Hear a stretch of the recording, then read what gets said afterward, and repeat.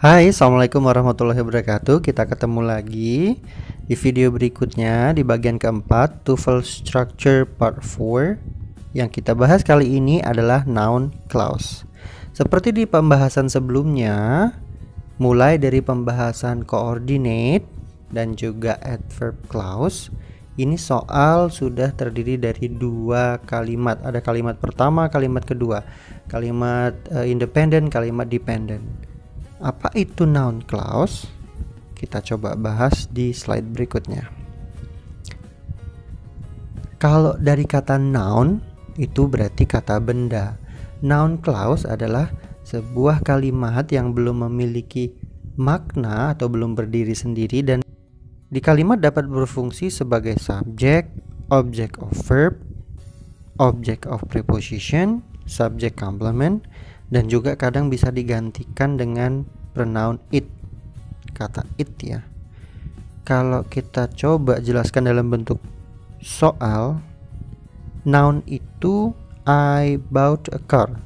Kalimatnya I bought a car, car-nya adalah kata benda, noun. Oke. Kalau yang pronoun menggantikan kata car-nya yaitu I bought it. It-nya sebagai pronoun. Dia juga sama-sama kata benda. Lalu noun clause seperti apa wujudnya? Kita lihat. The car that I bought is expensive. The car that I bought adalah noun clause. Coba kalau kita bilang kayak gini aja. The car that I bought artinya mobil yang saya beli, terus kita diam. Nggak ada maknanya, apa keterangan berikutnya apa gitu, dan dia berfungsi sebagai kata benda tuh, mobil yang saya beli. Ternyata ada penjelasan berikutnya, kalimat yang independen, yaitu is expensive. Oke, kita coba contohkan di berikutnya. Noun clause. The participant listened to what the speakers said. Ada kata penghubung. Nah, di dalam soal-soal nanti banyak kata penghubung yang nanti akan menghubungkan dua kalimat. Jelas seperti contoh berikutnya, contoh sebelumnya. Kita lihat manakah yang disebut sebagai noun clause. What the speaker said. Bisa nggak berdiri sendiri atau ada makna? Apa tiba-tiba kita ngomong apa yang dikatakan oleh si pembicara? Maka harus ada kalimat yang menjelaskan sebelumnya atau yang independen, yaitu the participant listened. Kemudian to what the speakers said. Itu yang disebut sebagai noun clause yang berfungsi sebagai kata benda. Kita coba sentence konektornya apa saja ya kalau di bagian noun clause. Kalau sebelumnya di adverb clause ada sentence connector yang banyak, sudah dijelaskan di situ, ada kata if, ada and, ada but, also, dan seterusnya. Kita lihat. Question word. If, whether, dan that. Question word ini kan kalau dulu pernah kita dengar ada WH question, 5W1H gitu, fungsinya masing-masing ya. Nah, di sini ada tambahan which, kemudian ada whom, whose, who, dan seterusnya. Fungsinya masing-masing nih. Kalau who untuk orang, whom juga sama dan letaknya berbeda nanti. Where untuk di mana, when untuk kapan, how tuh jelasin bagaimana gitu kan.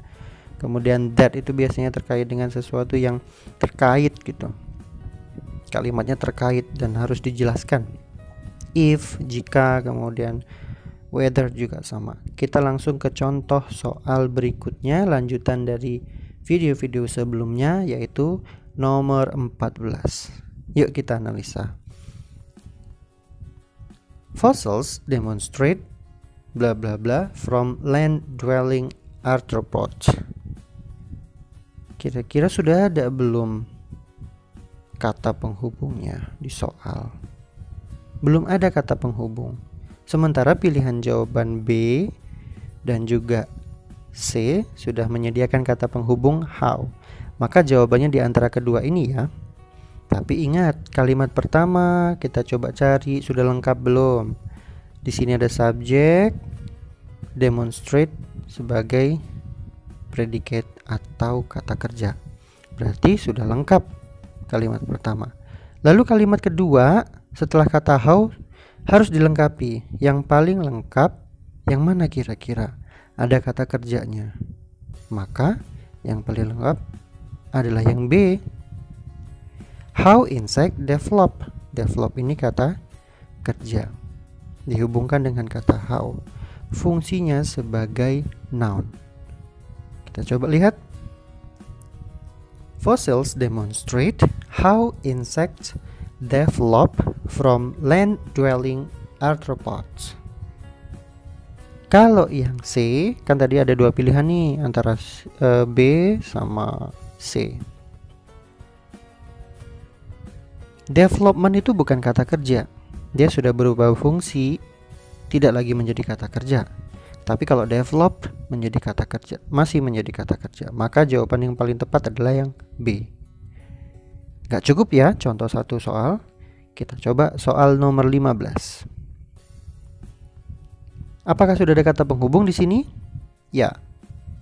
Ada kata penghubung what. Setelah itu sudah lengkap is expected in a course. Is expected in a course. Sudah lengkap nih. Berarti kalimat yang awalnya yang belum lengkap. Tidak perlu ada kata penghubung lagi. Maka kita cari kalimat awal sudah ada kata kerja belum? Sudah ada is am or belum? To be atau kata kerja. A course syllabus.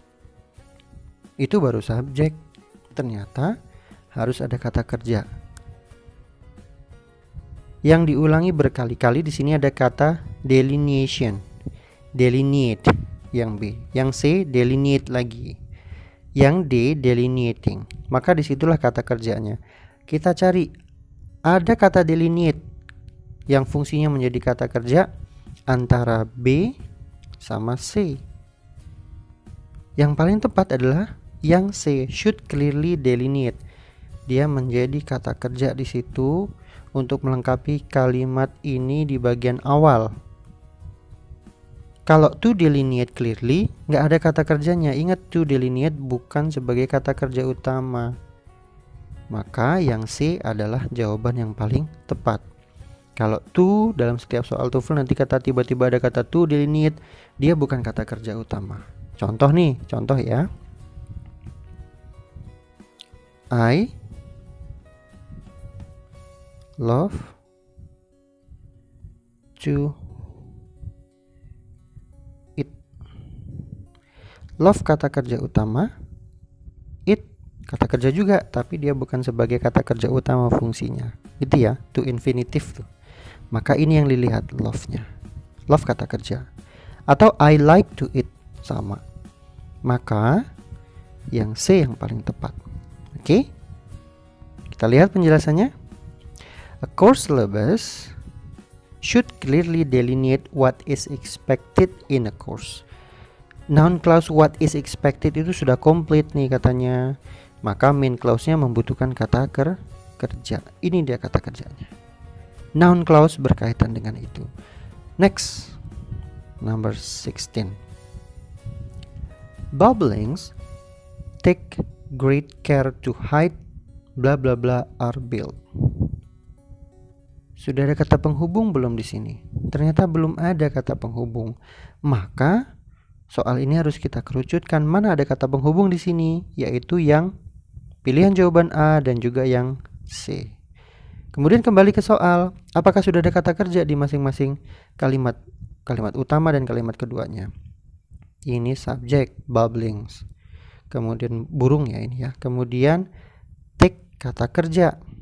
Lengkap dong berarti. Are built. To be atau kata kerja ditemukan lagi di sini. Berarti tinggal ada kata penghubung where, their nest. Jawabannya adalah yang A. Tahu kenapa? Karena jawaban yang C ada kata penghubungnya memang, tetapi are-nya tidak dibutuhkan lagi. Tidak mungkin are muncul dua kali dalam kalimat yang sama. Maka A jawaban yang paling tepat. Bubblings take great care to hide where their nests are built. Ini jenis burung nih.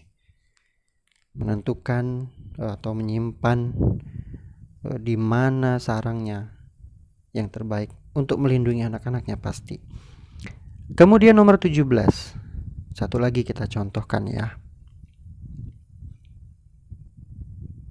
Volcanic eruptions vary according to blah blah blah of various of magma is produced. Kalimat pertama, kalimat kedua kita cari dulu.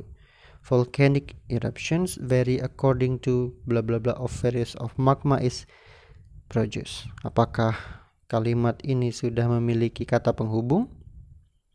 Kita cari. Ternyata belum ada kata penghubung. Dan di sini gampang nih soal nomor 17. Kata penghubung satu-satunya yang ada di pilihan jawaban yaitu yang which. Cuman coba kita analisa lagi. Apakah volcanic eruption vary according? Sudah ada kata kerjanya?